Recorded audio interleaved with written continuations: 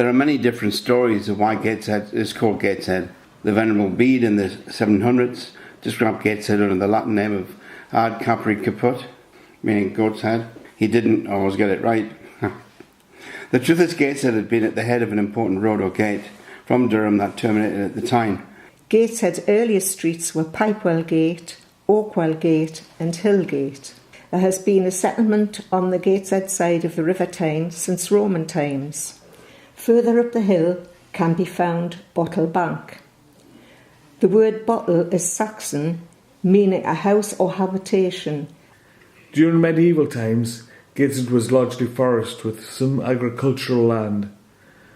The street names of Gateshead are reminders of the buildings, people, places and events in history of the town.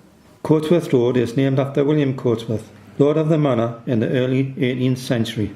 Windmill Hills is obvious as it was an ideal site for windmills. These were about 10 mills on this site, which covered a much larger area than today.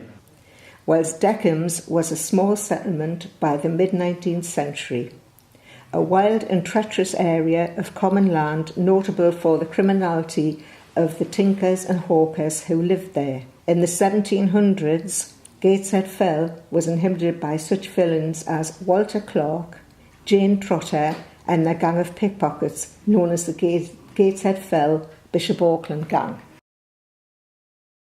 In the early hours of the 6th of October 1854, a fire broke out in the worsted factory on the Gateshead side of the river front. The building was packed with wool and a quantity of oil, which produced a fierce blaze. Newcastle Quayside was packed with spectators, who no doubt felt perfectly safe with the time between them and the spectacle on the opposite bank. Then came the giant explosion, which sent fireballs of sulphur, brimstone, stones and metal across the river and into Gateshead, while people in North and South Shields thought it was an earthquake. A contemporary report said articles of every description were thrown up with the force of a volcanic eruption. The crowd upon the quayside and Sand Hill was mown down. There was a terrible loss of life, and a number of the bodies could be identified only by objects such as keys, cigar cases and snuff boxes. Today, a regenerated Newcastle Quayside is a leisure and business boom area, but the Quayside story could have been very different had disaster not struck in 1854.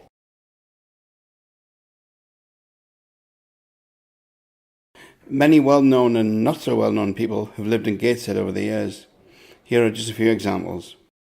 Joseph Swan, who came up with the idea of making a bulb using carbonised paper. His house in Low Fell, Gateshead, was the first in the world to be lit by light bulbs.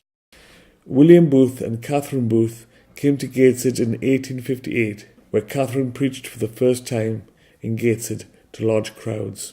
Booth eventually resigned from Gateshead, and the Booths later started the Christian Mission, later to become the Salvation Army. Emily Davies was an English feminist suffragist and a pioneering campaigner for women's rights to university access.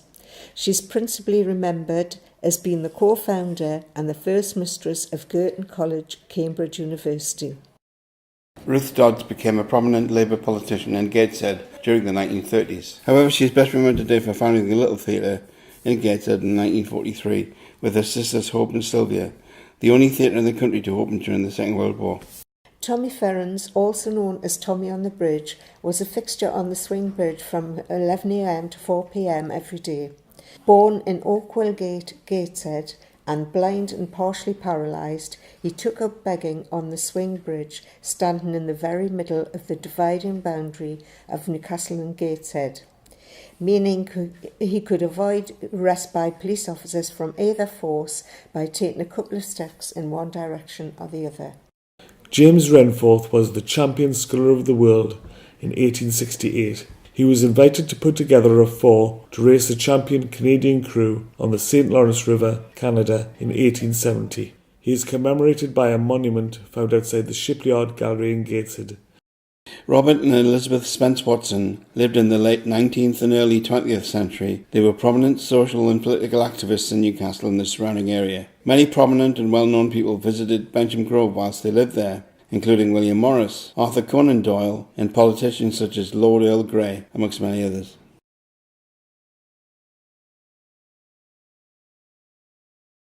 Saltwell Towers was originally commissioned in 1856 by the Newcastle-based stained glass manufacturer William Wales.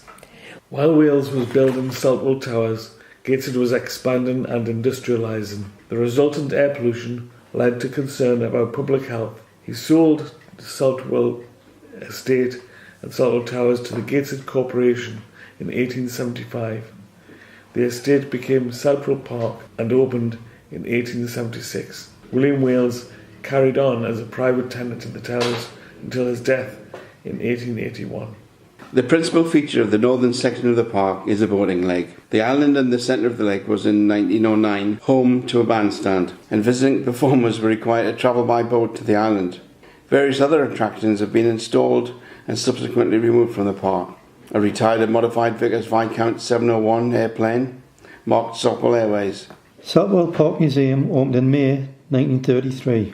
Before its opening, the museum didn't have a collection. It had to create one, and it did this by getting the people who lived in Gateshead to donate to it. The museum also receives donations from other museums, in particular the Hancock Museum in Newcastle. The museum closed in 1969 and the collection remained in the closed building until the collections were rescued and stored safely by the Tyne Museums. In 2005, Saltwell Park was restored and reopened with the rebuilt Saltwell Towers. Some of Saltwell Park Museum's collection can currently be seen at the Shipley Art Gallery.